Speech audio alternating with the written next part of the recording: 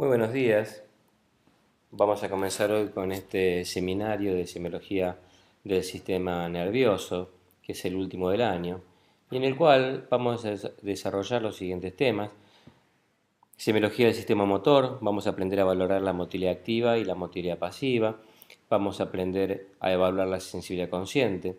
También vamos a dar algunos conceptos básicos de cómo se evalúan los pares craneales y por otro lado vamos a hablar de los reflejos, tanto superficiales como profundos, y algunos conceptos iniciales del síndrome piramidal. Vamos a comenzar con el sistema motor. Como todos ustedes saben, tres conceptos muy importantes en la valoración del sistema motor son la fuerza muscular, el tono muscular y el trofismo. La fuerza muscular, como bien dice en la diapositiva, es la capacidad de un músculo por medio de su contracción para vencer una carga y se evalúa con las maniobras de motilidad activa. El tono muscular es la resistencia que normalmente ofrece un grupo muscular frente al estiramiento pasivo y se evalúa junto con las maniobras de motilidad pasiva. Finalmente, en el trofismo lo que se evalúa es la masa muscular en cuanto a tamaño, forma y asimetría. Otros conceptos importantes son los conceptos de paresia y plejía. Por un lado, la paresia se refiere a la debilidad de un grupo muscular.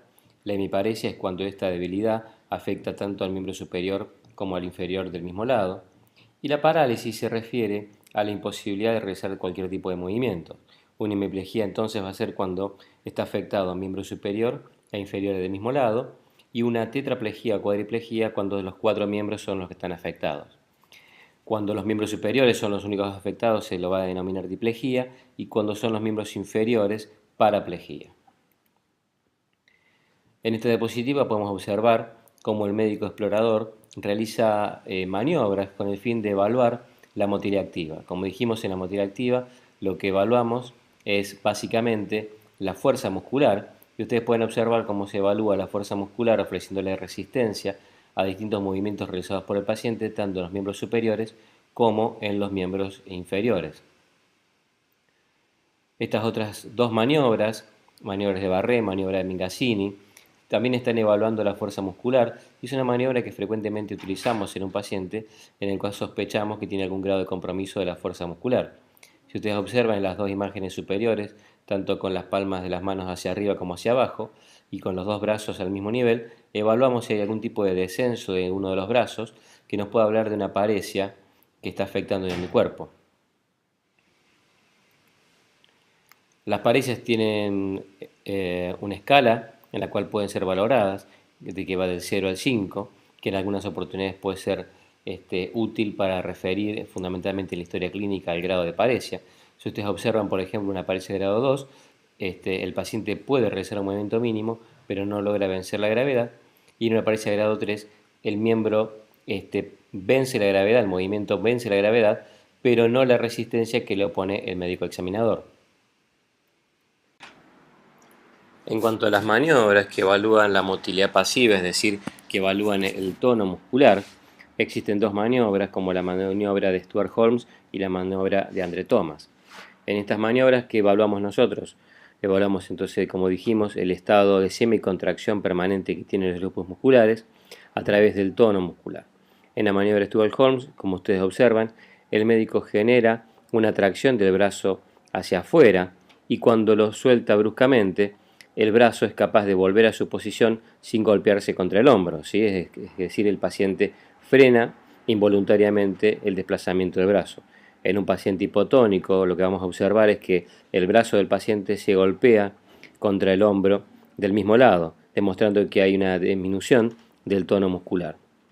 En la maniobra de André Thomas, el médico lateraliza tomándolo al paciente de la cintura y obtenemos el mismo tipo de movimiento, ¿sí?, con dificultad para frenar el movimiento por la disminución del tono muscular.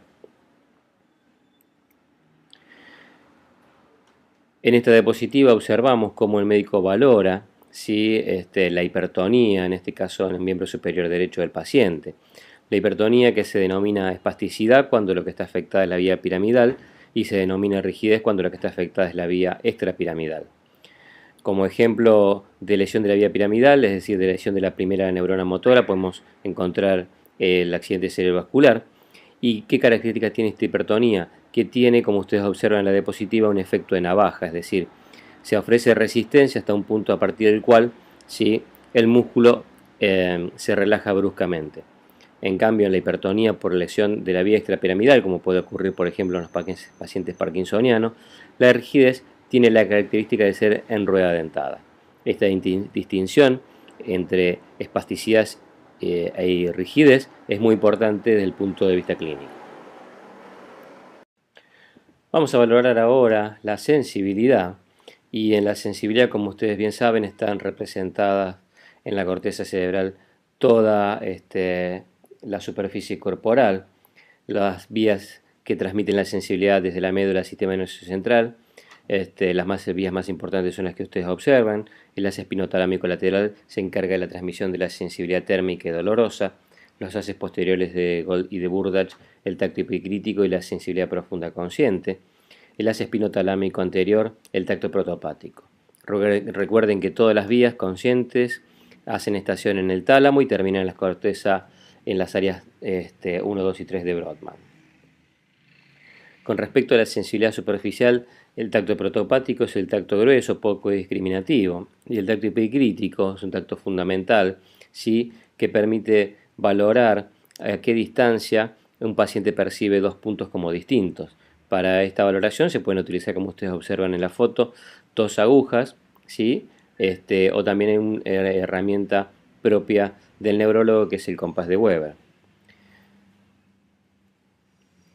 En la valoración de la sensibilidad superficial tenemos que recordar que el paciente debe estar con los ojos cerrados, la exploración es simétrica y vamos explorando los distintos segmentos, ¿sí?, de los dermatomas de la estructura corporal, recordando que algunas patologías afectan fundamentalmente regiones distales y otras afectan regiones proximales. Con respecto a la sensibilidad superficial, la sensibilidad dolorosa se puede explorar, sí, con una herramienta muy sencilla que se dispone en el martillo de exploración neurológica, en donde tiene una punta más filosa y otra de borde romo, y se le puede pedir al paciente, sí, que nos explique si lo estamos pinchando o lo estamos tocando con los ojos cerrados en distintas partes del cuerpo. La sensibilidad a la temperatura también se puede explorar y, como ustedes observan, se pueden utilizar dos tubos de ensayo, con agua fría y con agua caliente. Recordemos que hay algún tipo de patologías, como por ejemplo en la lepra, donde está fundamentalmente afectada la sensibilidad térmica en la zona afectada. Con respecto a la sensibilidad profunda consciente, tres tipos de sensibilidad son las que se conocen como la batiestesia, que es la capacidad para reconocer la posición a la cual es movilizado un miembro, en este caso el dedo gordo del pie. El paciente tiene que ser capaz de describirnos si estamos realizándole un movimiento lateral o hacia arriba y hacia abajo, en este caso el dedo gordo del pie. La palestesia se refiere a la percepción de la sensibilidad vibratoria y la varestesia se refiere a la percepción de la presión sobre alguna estructura corporal. Otro tipo de sensibilidad profunda superficial, sí, combinada, es la esterognosia, que es la capacidad de reconocimiento de objetos por el tacto. En este caso, como intervienen otras áreas corticales, un paciente con los ojos cerrados tiene que ser capaz de reconocer determinados objetos comunes, ¿sí?, como puede ser una tijera, un vaso, otro tipo de elementos, y que el paciente, con simplemente tocarlos con su mano, puede reconocerlos sin necesidad de verlos. A este tipo de sensibilidad profunda y superficial combinada se le denomina entonces esterognosia. Vamos a comenzar con la valoración de los pares craneales. Recordemos que los pares craneales son 12 pares y estos 12 pares tienen en algunos casos función sensitiva, en otros casos motora y en muchos casos una función mixta. El primer par que vamos a valorar es el par olfatorio, que es un par exclusivamente sensorial que tiene un origen real en las células bipolares del techo nasal y un origen aparente sobre la cara inferior del bulbo olfatorio, sobre la lámina cribosa del etmoides. ¿Cómo exploramos el primer par craneal? Con un estímulo, ¿sí?, en cada fosa nasal por separado, utilizando olores fuertes como puede ser la menta, el alcanfor o el perfume. En este caso el paciente puede tener Esta una salida es, en disminución, algunos casos, ¿sí?, en la complicada, percepción de los por olores, lo que que se va a vamos a recorrerla denominar con ellos de hiperosmia, una perdón, manera hiposmia, esquemática. ¿sí? Y cuando está aumentada la percepción se denomina hiperosmia. Si es incapaz de poder percibir cualquier tipo de sensibilidad olfatoria, se lo denomina anosmia. Y cuando el paciente tiene El trastornos sentido del olfato es cualitativo, recogido no por multitud de cuantitativo, de la receptores, valoración del situados primer en la par, puede mucosa ser que el paciente olfativa de la presente, por parte ejemplo, una alta de las parosmia o una fosas fantosmia, es decir, nasales. percibe en forma equivocada un olor por Desde otro, aquí, o en algunos las casos, como en la terminaciones cacosmia, nerviosas el paciente atraviesan percibe la malos lámina olores en tribosa forma del permanente etmoides cuando no hay y se reúnen en ningún el bulbo estímulo real olfatorio de este presente. nervio para... Con respecto al segundo par, que es el nervio óptico, también es exclusivamente sensorial. El origen real está en las células ganglionares de la retina y el aparente en el ángulo anterior del quiasma óptico. En el segundo par Los vamos a pares valorar la craneales agudeza son 12 visual, el parejas de campo visual, nervios que la tienen su visión de origen colores, real en diversos núcleos del se puede tronco del realizar eventualmente encéfalo un y fondo que de para ojo, llegar a su y destino vamos a final valorar también han el de examen atravesar pupilar. diferentes... Estas dos tablas son dos tablas muy conocidas en los consultorios médicos y fundamentalmente en la del neurólogo y el oftalmólogo. En la de la izquierda, que es la tabla de Snellen, y en la derecha la tabla de Shihara. En la tabla de Snellen lo que se valora es la agudeza visual. Con un paciente a 6 metros de distancia de esta tabla, tiene que ser capaz de leer las letras, ¿sí?, o interpretar las letras en tamaño decreciente en estos renglones, y vamos de esta manera a poder definir la agudeza visual del paciente. Si el paciente también, en algunos casos, paciente que ha tenido traumatismo de cráneo o que ha tenido algún tipo de compromiso cerebrovascular, puede tener inclusive una visión cuentadedos o una visión bulto, o inclusive solamente una visión tipo luz. Con respecto a la visión de colores, que ustedes observan en la tabla de Shihara, los pacientes daltónicos, es decir, pacientes que tienen cegueras selectivas para un tipo particular de color, se ven incapacitados de poder definir cuál es el número que se encuentra dentro de cada uno de estos platos. El campo visual, si bien hay herramientas de alta tecnología que lo permiten valorar de forma más precisa, también se puede hacer por confrontación con el médico explorador en el consultorio, evaluando al paciente. Si ustedes observan en la diapositiva, el paciente se coloca a medio metro del médico, cada uno se ocluye un ojo, el médico se ocluye el ojo contralateral al paciente, y de esa manera hace ingresar al campo visual propio un objeto y le pide al paciente que le avise cuando comienza a observarlo. De esa manera confronta su propio campo visual con el del paciente. Y nos podemos encontrar con amaurosis, es decir, con la pérdida total de la visión de un ojo, o con pérdidas parciales, es decir, con hemianopsias o con cuadrantopsias, que, como ustedes ven en la diapositiva, si uno tiene en cuenta el entrecruzamiento de fibras, recordemos que las fibras nasales se entrecruzan a nivel del quiasma óptico y las fibras temporales siguen su trayecto de cada lado, ¿sí?, hasta las cintillas ópticas y finalmente hasta la región occipital del cerebro. Podemos definir a qué nivel está posiblemente la lesión de la vía óptica de acuerdo a la alteración que presente el paciente, es decir, si es una hemianopsia heterónima o una hemianopsia homónima, podemos localizarla topográficamente. Con respecto al tercer, cuarto y sexto par, que se evalúan en forma junta, son los nervios oculomotores, ¿sí? Generalmente estos nervios se evalúan fundamentalmente con la Los movilidad pares o con los craneales son movimientos 12 oculares parejas de en nervios que todas las tienen su direcciones. origen real Se en valoran las diversos pupilas y el núcleos del movimiento de los tronco del párpados. encéfalo y que... En este gráfico ustedes pueden observar que prácticamente todos los músculos oculares son inervados por el tercer par o motor ocular común, excepto el oblicuo mayor, que es inervado por el patético, y el resto externo, que es inervado por el motor ocular externo. Los trastornos en la motilidad de los globos oculares se denominan oftalmoplejías. En este caso ustedes pueden observar que un paciente que tiene una pérdida en el paralelismo del eje visual puede tener como síntomas diplopía, es decir, visión doble, y eventualmente estrabismo, que es, digamos, cuando hay la ruptura en el paralelismo de la línea de visión, es decir, los dos ojos no se encuentran en la misma posición. Cuando tenemos parálisis del motor ocular común, como ustedes observan en la primera mirada, ¿sí?, en la diapositiva, hay una caída del párpado, es decir, hay una ptosis palpebral, y la posición del globo ocular se puede posicionar de acuerdo a cuál es el grupo muscular más afectado. En el caso de la parálisis del patético, recordemos que el patético va a inervar el oblicuo mayor, cuya función principal es generar la rotación interna del ojo, por lo tanto, el ojo se va a posicionar en la posición inversa, es decir, hacia arriba y hacia adentro. Con respecto al motor ocular común, cuya función es desplazar el ojo en abducción, cuando está paralizado, la posición que vamos a observar, incluso en la diapositiva, es con el ojo desplazado hacia adentro y algo hacia abajo. Esta herramienta está disponible en el blog para que ustedes la puedan utilizar. Es un simulador de patología muscular ocular y ustedes desplazando la flecha sobre el campo de la mirada van a poder observar cómo se comportan los dos globos oculares cuando simulan algún tipo de lesión muscular en la musculatura del ojo.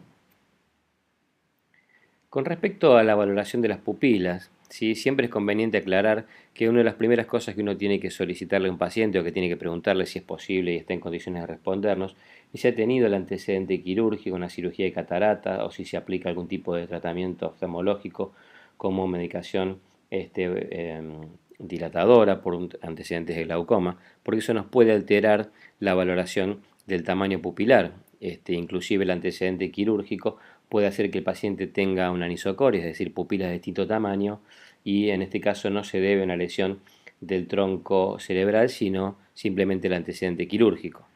Como ustedes saben, las pupilas son un orificio y que tiene un tamaño entre 2 y 4 milímetros, por menos de 4 milímetros se denomina miosis y más de 4 midriasis, ¿sí?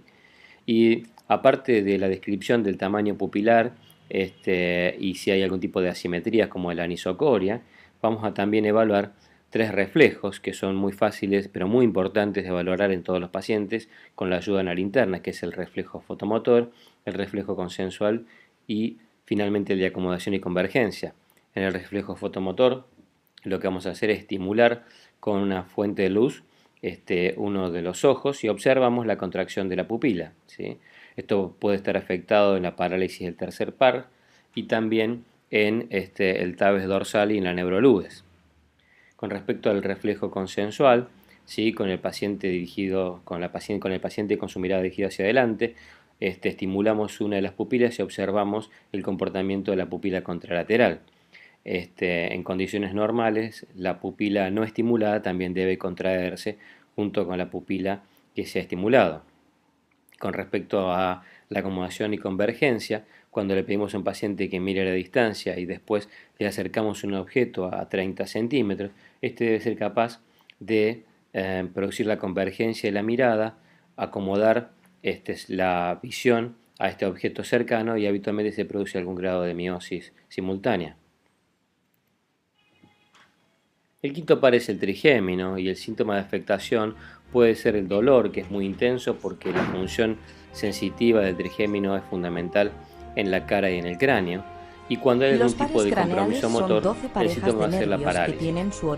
Como ustedes saben, el trigémino tiene 3 ramas, una rama oftálmica, una rama maxilar superior y una rama mandibular. Y como ustedes observan en la diapositiva, 3/4 partes del cráneo están inervados desde el punto de vista sensitivo por el trigémino. No es raro recibir un paciente en guardia con un cuadro doloroso muy importante que se denomina neuralgia del trigémino y que en muchos casos puede tener distintos orígenes. Algunos casos son procesos inflamatorios primarios sin causa aparente y en otros casos pueden corresponder a algún tipo de compromiso tumoral, del olfato desmineralizante es recogido por multitud de receptores situados en la mucosa olfativa de la parte alta de las fosas nasales. Con respecto a la valoración muscular, tenemos que tener en cuenta que el trigémino se evalúa fundamentalmente a través de los músculos de la masticación y como ustedes observan en la diapositiva, una de las maniobras que nosotros le pedimos al paciente es que desplace lateralmente la mandíbula, eso se denomina diducción y de esta manera estamos evaluando la función de los maceteros, los temporales y fundamentalmente de los pterigoideos. El séptimo par craneal, que es el facial, también es un nervio mixto sensitivo y motor. También además tiene una función neurovegetativa a través de los núcleos lacrimos nasales y salivar superior. La función sensitiva tiene que ver con el pabellón auricular y el conducto externo, ¿sí? Y que para llegar Tiene a su además destino final una rama sensorial que le da sensibilidad o percepción a los dos tercios anteriores de la lengua. Craneales. Pero es un nervio en lo que fundamentalmente su compromiso produce parálisis de los músculos faciales vinculados con la mímica. De esta manera, lo que nosotros tenemos que evaluar en un paciente en que sospechamos compromiso del séptimo par craneal es buscar asimetrías faciales y ejecutar una serie de movimientos con los músculos del rostro, como por ejemplo pedirle al paciente que nos muestre los dientes o intentar que descienda las cejas mientras le ofrecemos resistencia, o que infle la boca, ¿sí? Como inflando un globo con la boca cerrada, ¿sí? Y de esta manera podemos observar si hay algún tipo de compromiso de la musculatura de la mímica. Este cuadro clínico también es de frecuente observación en la guardia médica. El paciente suele venir muy asustado porque puede sospecharse que está cursando un cuadro cerebrovascular. Y como ustedes observan en la fotografía, el paciente viene con una parálisis facial, de la cual nuestra principal preocupación va a ser distinguir si es una parálisis facial periférica o una parálisis facial central. La parálisis facial de origen periférico, que en algunos casos tiene como antecedente un cuadro infeccioso viral de 15 a 20 días previos. El paciente viene con pérdida de las arrugas faciales, con desviación de la comisura, con borrado de el surco nasogeniano, desplazamiento de la comisura de la boca hacia el lado sano, y con un signo característico que es el signo de Bell, que es cuando ustedes le piden al paciente que cierre los ojos, se produce un lago oftalmos del lado afectado, como ustedes ven en la diapositiva, y además el globo ocular se desplaza hacia arriba. Como signo accesorio también está descrito el signo de negro, que es cuando uno le pide al paciente con los ojos abiertos que mire hacia arriba, y del lado afectado el globo ocular asciende mucho más que del lado sano. Por el contrario, en la parálisis facial central no hay afectación de toda la hemicara, sino que solamente está afectada la hemicara inferior. Este dato clínico es de fundamental trascendencia para evaluar estos pacientes y poder darle la jerarquía correspondiente a cada cuadro clínico. Con respecto al octavo par auditivo, ustedes saben que tiene dos ramas, una que se encarga del control del equilibrio, que es la rama vestibular, y otra que se encarga de la audición, que es la rama coclear. Tal es así que vamos a evaluar la rama coclear, donde el síntoma puede ser la hipoacusia, ¿sí?, o directamente la sordera.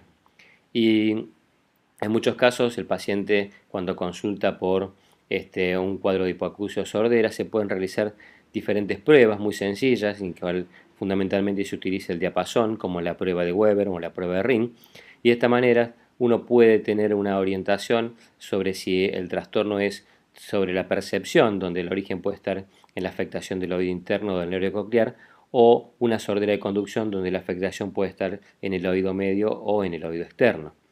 En esta tabla de diagnóstico diferencial ustedes pueden observar cómo, de acuerdo al resultado de cada una de las pruebas, nos podemos inclinar sobre una hipoacusia de conducción o de percepción.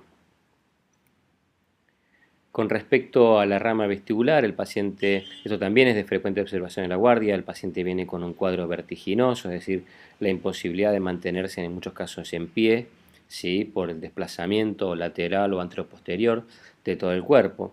Y ahí vamos a prestarle atención a la presencia de signos clínicos que son muy importantes, como la presencia del nistagmus, ¿sí?, que es el movimiento oscilatorio, rítmico, involuntario del globo ocular, la presencia del signo de Romberg, ¿sí?, y eventualmente cuando el paciente le pedimos que camine, el desarrollo de una marcha en estrella, ¿sí?, que es característica del síndrome vestibular.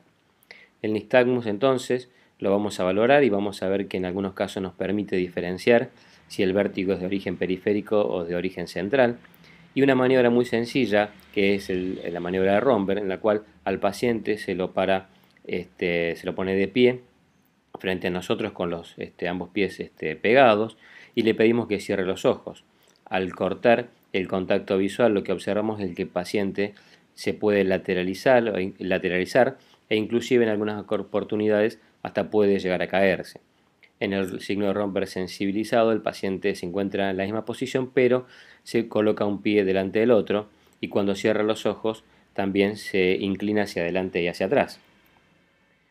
En esta tabla de diagnóstico diferencial entre el vértigo de origen periférico y origen central, podemos observar cómo en el síntoma vertiginoso es mucho más intenso en el vértigo de origen periférico que el de origen central, pero el nistagmus es sumamente infrecuente en el vértigo periférico y por el contrario es muy frecuente el nistagmus horizontal y en algunos casos vertical en el vértigo de origen central. Con respecto al noveno par, es decir, el glosofaringio, se evalúa junto con el neumogástrico.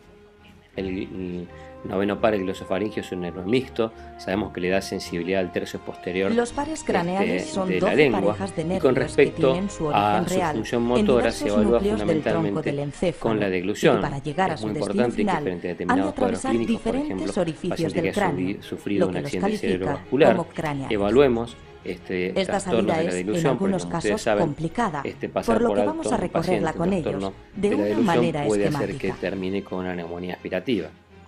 ¿Cómo evaluamos entonces el noveno paro glosofaringio? Con un baja lengua le pedimos al paciente que pronuncie la letra A y observamos desviaciones de la El orofaringe, sentido del olfato además de es recogido poder por evaluar multitud de reflejos como el velo receptores palatino o el situados faringio. en la mucosa olfativa. El décimo paro neumogástrico, que como ustedes saben tiene un origen real en el núcleo ambiguo, ¿sí? Que tiene una función sensitiva y una función neurovegetativa. Tiene una función fundamental en el cráneo que es inervando Los pares los músculos de la craneales faringe, son 12 parejas los de músculos nervios que laringeos tienen y el su velo del origen real paladar. en diversos núcleos. En esta maniobra ustedes pueden observar cómo se evalúa al paciente que tiene trastornos de glutorio. En la primera fase de la maniobra se le pide al paciente que sorba, ¿sí?, de un vaso una determinada cantidad de agua, ¿sí?, pero que no trague. Y en la segunda fase se le pide al paciente que incline la cabeza hacia adelante, ¿sí?, y que la descienda y que en ese momento sí trague. Lo que podemos llegar a observar es que el paciente va a tener reflujo de líquido por la nariz, es decir, va a salir líquido por la nariz, o inclusive el paciente puede tener tos, y en cualquiera de los dos casos lo que vamos a interpretar es que hay un evidente trastorno de la deglución vinculado eventualmente a una lesión del noveno o del décimo par craneal. En el par espinal, que es el par número 11, cuyos síntomas fundamentales es la parálisis, porque es un par fundamentalmente con función motora. Lo evaluamos a través de la función de dos nervios, de dos músculos, del trapecio y del esternocleidomastoideo. El trapecio se evalúa con este movimiento, con esta mímica de no sé quizás, levantando los hombros hacia arriba, y evaluamos si hay algún tipo de asimetría. Y el esternocleidomastoideo se valora pidiéndole al paciente que desplace la cabeza lateralmente y ofreciéndole algún tipo de resistencia. Con respecto al par número 12, hipogloso mayor, se evalúa a través de la motilidad de la lengua. Como ustedes saben, entonces es un nervio motor solamente y le pedimos al paciente que saque la lengua y que la desplace lateralmente. Y con esta maniobra nosotros podemos valorar la función, ¿sí?, de el par número 12 o hipogloso mayor.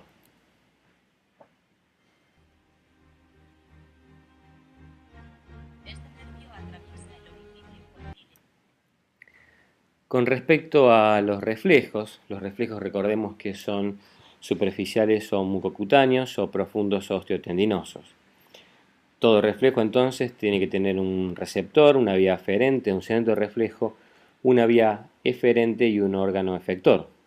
Los reflejos superficiales son el reflejo corneal, el faringio, el cutáneo abdominal, el cremasteriano y el plantar. Y los profundos osteotendinosos son el aquiliano, el rotuliano, el bicipital, el tricipital, el estilo radial, el cúbito pronador y el mentoniano. Podemos obtener una respuesta disminuida, que es la hiporreflexia, una respuesta aumentada, que es la hiperreflexia. Recordemos que la alteración de la vía piramidal inhibe los reflejos superficiales, sí, pero exacerba los reflejos profundos.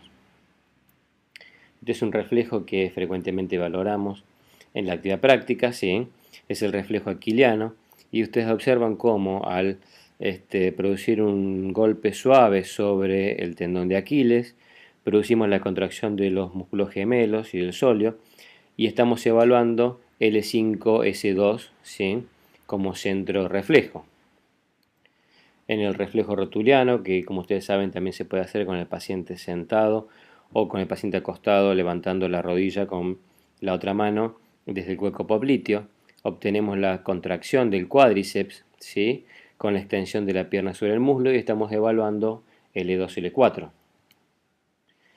En el reflejo bicipital y tricepital, ¿sí?, evaluamos en miembros superiores C5, C7 y C7, C8 en el reflejo tricepital, donde obtenemos en este último una respuesta extensora por contracción del tríceps. Finalmente, en los miembros superiores también podemos valorar la pronación de la mano, ¿sí?, a través del estímulo del reflejo estilo radial y cúbito pronador. Todos los reflejos importantes son el nasociliar y el superciliar. En el nasociliar se obtiene la contracción del músculo orbicular de los párpados, ¿sí?, en forma bilateral, y en el superciliar en forma unilateral. En el reflejo mentoniano vamos a obtener la contracción del macetero y estamos evaluando el centro protuberancial a través de una vía trigémino-trigeminal. En el reflejo corneal, un reflejo que también se realiza con mucha frecuencia para determinar lesiones del tronco cerebral, porque el centro reflejo está en la protuberancia, ¿sí?, obtenemos la oclusión ocular, ¿sí?, cuando estimulamos con un material muy suave como puede ser algodón la córnea del paciente, y acá estamos evaluando una vía aferente trigeminal, una vía eferente facial.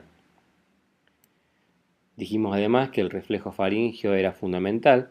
Recordemos que la elevación simétrica del velo del paladar se produce por una doble inervación entre el noveno y el décimo par, y como ustedes observan en la imagen central, la lesión del glosofaringio solamente produce una disminución de la elevación normal del velo del paladar, y por el contrario, la inervación del nervio vago, la lesión del nervio vago produce una disminución en la elevación de el velo del paladar.